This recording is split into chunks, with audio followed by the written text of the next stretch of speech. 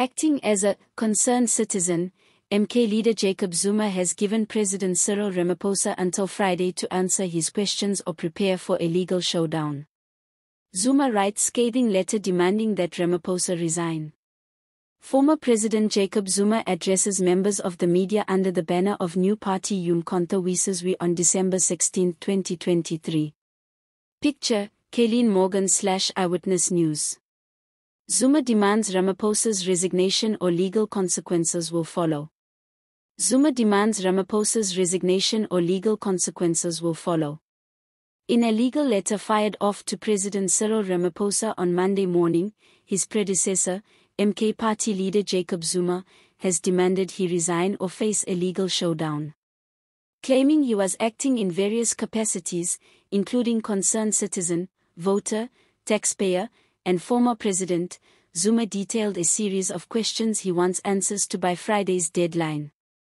The questions include the exact date and time Ramaphosa decided to place Minister Mchunu on leave following corruption allegations, and when he decided to appoint Kakelia in his place. The correspondence comes after Zuma and his party lost a bid for direct access to the Constitutional Court last week. They sought to challenge the constitutionality of executive decisions taken by Ramaphosa following allegations made by KwaZulu-Natal Police Commissioner Nlandla Mkhonotsi. FireEye says the matter does raise a question for the president around what should happen to a minister where there is potentially a conflict of interest. Also read, I cannot and will not vote for the ANC of Ramaphosa, Jacob Zuma. Because the Constitution does oblige ministers to avoid a potential conflict of interest, and I think this is where this correspondence Mr. Zuma is fashioning is aimed at. Benedict FireEye, legal analyst. They're really trying to get the president to really account for what he knew and what he didn't know. Benedict FireEye, legal analyst.